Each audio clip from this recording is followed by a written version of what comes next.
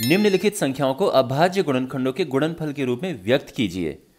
तो ये जो संख्याएं हैं हमने इनके अभाज्य गुणनखंड निकालने हैं।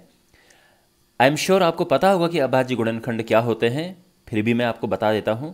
देखो, किसी भी संख्या को, मान लो कि कोई संख्या 10 है, जब हम इसको अभाज्य संख्याओं के गुणनफल के रूप में लिखते हैं तो इसको हम अभाज्य गुणनखंड कहते हैं। मीन्स ये अभाज्य संख्याएं हैं और इनके गुणनफल के रूप में हमने इसको लिखा है, तो हमने इसका अभाज्य गुणनखंड किया है। अभाज्य संख्या क्या होती है? ऐसी संख्या जिसमें केवल 1 का और स्वयं इनका भाग जाता है, उन्हें अभाज्य संख्याएं कहते हैं। जैसे 2, सबसे छोटी अभाज्य संख्या 2 है, फिर 3, 5, 7, 11, 13, 17, ये सभी अभाज्य संख्याएं हैं। इसमें या तो केवल एक का भाग जाएगा या खुद का जाएगा। जैसे कोई भी इसमें से पिक कर लो, मान लो कि हमने 11 पिक की है, इसमें या तो 1 का जाएगा या 11 खुद का जाएगा, इसके अलावा किसी और का नहीं जाएगा। तो ये है अभाज्य संख्याएं। इन संख्याओं के गुणनफल के रूप में जब हम किसी संख्या को लिखते हैं तो उसको हम अभाज्य गुणनखंड कहते हैं। ठीक है, क्लियर? चलिए 1 बाय 1 इनको करना शुरू करते हैं। तो सबसे पहले हमारे पास है 140।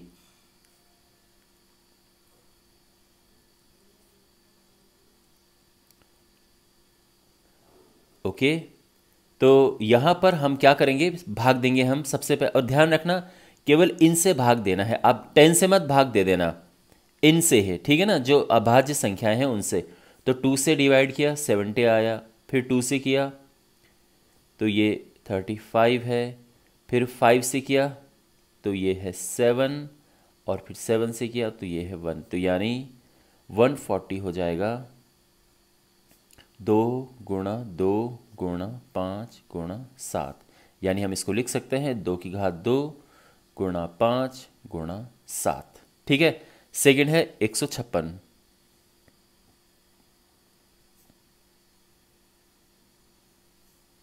तो इसको भी वैसे ही करेंगे। तो सबसे पहले हम 2 से भाग देंगे इसको, तो ये हुआ 2 सते 14, 2 अठे 16। फिर 2 से भाग देंगे तो ये हुआ 39। फिर 3 से भाग देंगे तो ये हुआ 13, और फिर 13 से भाग देंगे तो ये हुआ 1। ठीक है, तो ये हो जाएगा 156 is equal to 2 into 2 into 3 into 13, यानी 2 की घात 2 गुणा 3 गुणा 13।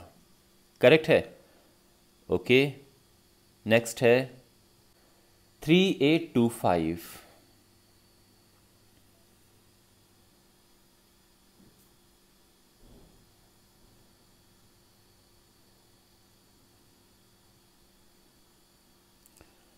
तो सबसे पहले इसमें 3 से भाग देंगे, क्योंकि 3 से भाग चला जाता है। ठीक है, कैसे? 8 3 11, 11 12 13, 13 5 18। इनको प्लस करो। अगर प्लस करने पे ऐसी संख्या आती है जिसको 3 से भाग दे सके, तो यानी इसको भी हम 3 से भाग दे सकते हैं। 3 और 9 में ये रूल लग जाता है। ठीक है, तो 3 से इसको हम भाग देंगे तो 3 एकम 3, 3 दूने 6, 2 तो 3 7 21, 3 5 15, फिर 2 1 3, 7 3 10 5 15। इसमें भी 3 से चला जाएगा। देखो, आप ये सोच रहे होंगे कि सर हम 5 से दे सकते हैं। बिल्कुल 5 से भी दे सकते हो आप। ऐसा नहीं कि पहले छोटे नंबर से ही देना है, आप बड़े नंबर से दे सकते। आप 5 से दे दो, कोई दिक्कत नहीं है।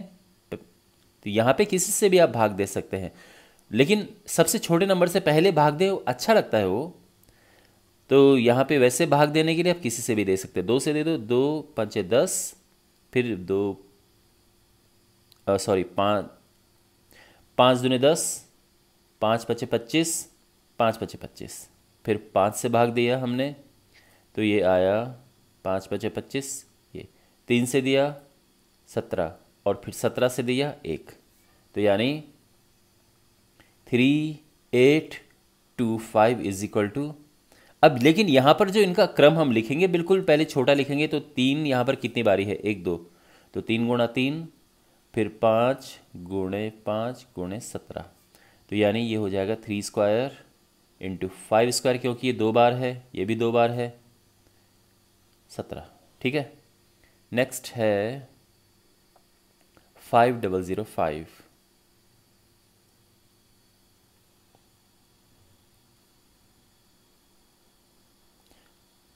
ओके, तो वैसे इसमें 3 से भाग नहीं जाएगा, ठीक है, क्योंकि इनको प्लस करेंगे तो 10 आएगा। 10 में 3 से भाग नहीं जाता है तो इसमें भी नहीं जाएगा। 5 से जाएगा इसमें, तो ये 1001।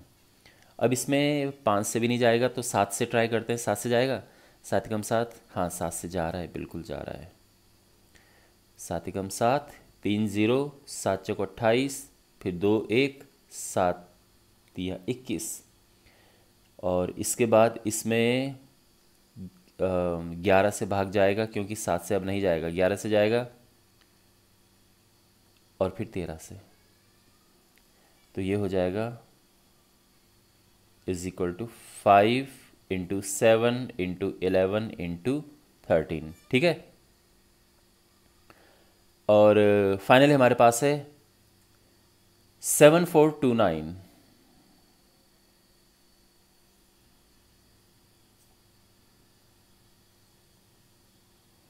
तो सबसे पहले देखो इसमें 3 से जाता है क्या? इसके लिए उनको प्लस करो, क्योंकि 200 तो जाएगा नहीं ये। 7 4 11, 12 13, 13 9 22, ये 3 से भी नहीं जाएगा। 7 से देखते हैं। 7 एकम 7, 7 से भी नहीं जा रहा है। फिर 11, तो अच्छा हाँ, ध्यान रखना ट्राई किस किस से करेंगे, केवल अभाज्य संख्याओं से करेंगे, ठीक है।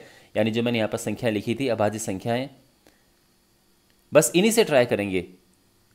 जैसे इसके अलावा आप इसमें और भी लिख सकते हैं, जैसे 19 एक अभाज्य संख्या है। इसके अलावा 23 है, 29 है, फिर 31 है, फिर है 37 है, 41 है। ये सब अभाज्य संख्याएं हैं, तो इन्हीं से ही हम ट्राई करेंगे। ओके, तो ये किससे जाता है? 7 से हमने देख लिया। 11 से ट्राई करते हैं। 11 से भी नहीं जा रहा है ये। 13 से ट्राई करें तो 13 से 13 × 5 = 65, 13 × 7 = 91।